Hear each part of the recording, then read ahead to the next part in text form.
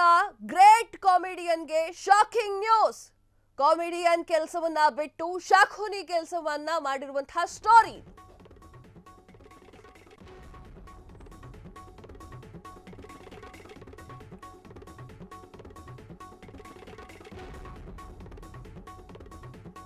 ಅರ್ಹರಿದ್ರು ಅನರ್ಹರಿಗೆ ಹುದ್ದೆ ಕೊಟ್ಟಿದ್ದಕ್ಕೆ ಆದಂತಹ ಎಡವಟ್ಟಿನ ಸ್ಟೋರಿ ಇದು. ಹುದ್ದೆ ಸಿಕ್ಕಿರುವಂತಹ ಖುಷಿಯಲ್ಲಿ ಆತ ಮಾಡಿದಂತಹ ಎಡವಟ್ಟುಗಳು ಒಂದ ಎರಡ. ಎಸ್, ಇದು ಕನ್ನಡದ ಗ್ರೇಟ್ ಕಾಮಿಡಿಯನ್ ಮಾಡಿರುವಂತಹ ಒಂದು ಕೆಲಸ.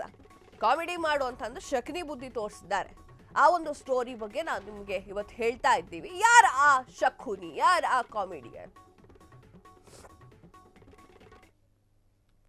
ಇದು ಕರ್ನಾಟಕದ ಚಲನಚಿತ್ರ ಅಕಾಡೆಮಿಯ ಕರ್ಮಕಾಂಡ. ಅನರ್ಹ ಸಾಧುವಿಗೆ ಫಿಲ್ಮ್ ಅಕಾಡೆಮಿ ಗಾದಿ ಕೊಟ್ಟಿದ್ಯಾಕೆ?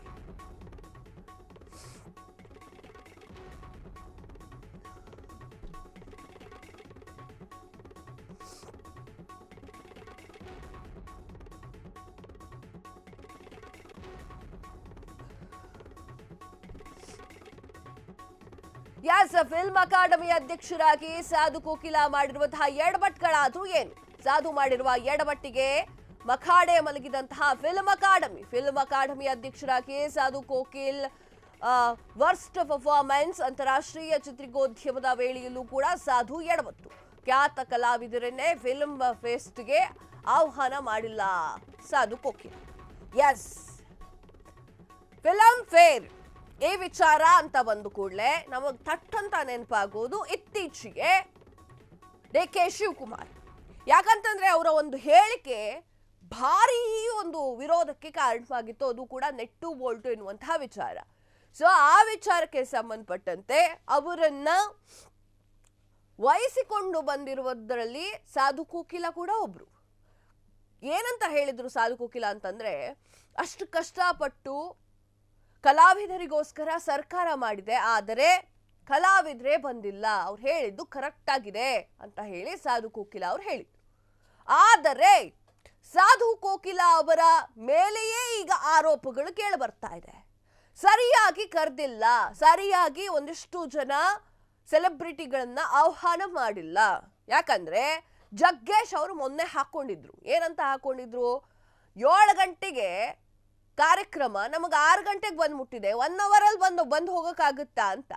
ಈಗ ಅಂತಾರಾಷ್ಟ್ರೀಯ ಈ ಒಂದು ಚಲನಚಿತ್ರ ಅಕಾಡೆಮಿ ಏನಿದೆ ಅದರ ಕರ್ಮಕಾಂಡ ಬಯಲಾಗಿದೆ. ಒಂದೊಂದಾಗಿ ಬಯಲಾಗ್ತಿದೆ. ಸಾಧು ಮಹಾರಾಜ್ ಮಾಡಿರುವಂತಹ ಎಡವಟ್ಟು. ಫಿಲ್ಮ್ ಅಕಾಡೆಮಿ ಅಧ್ಯಕ್ಷರಾದ್ರೂ ಕಚೇರಿ ಕಡೆಗೆ ಬರಲಿಲ್ಲ ಸಾಧು. ಕಚೇರಿ ಸೈನ್ ಹಾಕೋಕೆ ಯಾರು ಹೋಗ್ತಾರೆ ಅಂತಿದ್ರಂತೆ. ಸಾಧು ಕೋಕಿಲ ಕಚೇರಿಗೆ ಹೋಗೋ ಬದಲು ಶೂಟಿಂಗ್ಗೆ ಹೋದ್ರೆ ದುಡ್ಡಾದ್ರೂ ಸಿಗುತ್ತೆ ಅಂತ ಹೇಳ್ತಿದ್ದಂತಹ ಸಾಧು ಫಿಲಂ ಅಕಾಡೆಮಿಯತ್ತ ತಲೆ ಕೂಡ ಹಾಕ್ತಿರ್ಲಿಲ್ಲ Sadhu Kokila. Reality show, cinema shooting, song compose ಅಂತ ಸದಾ ಬ್ಯುಸಿ ಆಗಿರ್ತಿದ್ರು. ಕಾಡಿ ಬೇಡಿ ಹುದ್ದೆಗಿಟ್ಟಿಸ್ಕೊಂಡು ಕೆಲಸ ಮಾಡದೆ ಸಂಬಳವನ್ನ ಪಡೆತಿದ್ದಂತಹ ಸಾಧು ಸ್ಯಾಲ್ರಿಗೆ ಮಾತ್ರ ಆಫೀಸು, ಮಿಕ್ಕ ದಿವಸ ಎಲ್ಲ ಕೂಡ ಪರ್ಸನಲ್ ಕೆಲಸದಲ್ಲಿ ಬ್ಯುಸಿ ಆಗ್ತಿದ್ರು. ಎಂಥ ಎಡವಟ್ಟಿನ ಸಾಧು ಕೋಕಿಲಾಗೆ ಫಿಲಂ ಅಕಾಡೆಮಿ ಹುದ್ದೆ ಕೊಟ್ಟಿದ್ಯಾಕೆ? ಸಿನಿಮಾ ರಂಗದಲ್ಲಿ ಮತ್ಯಾರು ಅರ್ಹರೇ ಇರ್ಲಿಲ್ವಾ?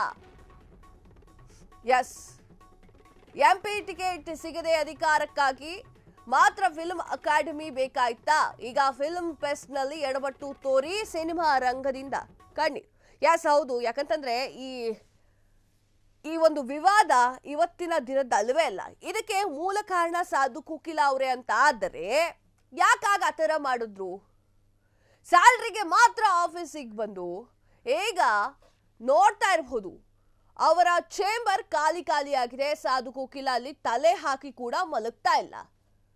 ಸ್ಯಾಲ್ರಿ ದಿನ ಮಾತ್ರ ಸ್ಯಾಲ್ರಿ ತಗೊಂಡು ಮಿಕ್ಕ ದಿನ ಮನೇಲಿ ಮಲ್ಕೊಂತೀನಿ ಅಂತಂದ್ರೆ ಯಾವ ಒಂದು ಕೆಲಸಗಾರರು ಈ ತರ ಮಾಡ್ತಾರೆ? ಯಾವ ಓನರ್ ಇದನ್ನ ಸಹಿಸ್ಕೊಳ್ತಾರೆ? ಸ್ಯಾಲ್ರಿ ಮಾತ್ರ ಬೇಕು, ಮಿಕ್ಕ ದಿನ ಎಲ್ಲ ಪರ್ಸನಲ್ ಕೆಲಸ. ಕಾಡಿ ಬೇಡಿ ಹುದ್ದೆಯನ್ನ ಸರ್ ನಾನು ಈ ಹುದ್ದೆಗೆ ಅರ್ಹನಿದ್ದೇನೆ, ನನಗೆ ಕೊಟ್ಟು ಬಿಡಿ ಅಂತ ಹೇಳಿ ಕಾಲ್ ಹಿಡಿದು ಗಿಟ್ಟಿಸ್ಕೊಂಡಿರುವಂತಹ ಈ ಒಂದು ಕೆಲಸವನ್ನ ಸಾಧು ಕೋಕಿಲ ಅವರೇ ಯಾಕೆ ಮಾಡ್ತಾ ಇಲ್ಲ ನೀವು? ಯಾಕಾಗಿ ಈ ತರ ಮಾಡ್ತಿದ್ದೀರಾ? ನಿಮ್ಮ ಕೆಲಸ, ನಿಮ್ಮ ಪರ್ಸನಲ್ ಕೆಲಸ ಮಾಡ್ಕೋಬೇಕು ಅಂತಂದ್ರೆ ಹೋಗಿ ಮಾಡ್ಕೊಳ್ಳಿ. ಯಾಕೆ ಸುಮ್ಮನೆ ಕಾಡಿಬೇಡಿ? ಅಧ್ಯಕ್ಷಗಿರಿ ಸ್ಥಾನವನ್ನ ಗಿಟ್ಟಿಸ್ಕೊಂಡ್ರಿ, ಈಗ ಯಾಕೆ ಸೈಲೆಂಟ್ ಆಗಿದ್ದೀರಾ? ಅರ್ಹತೆ ಇಲ್ಲ ಅಂತಂದ್ರೆ ಮಾಡಬಾರ್ದು ಕೆಲಸನ.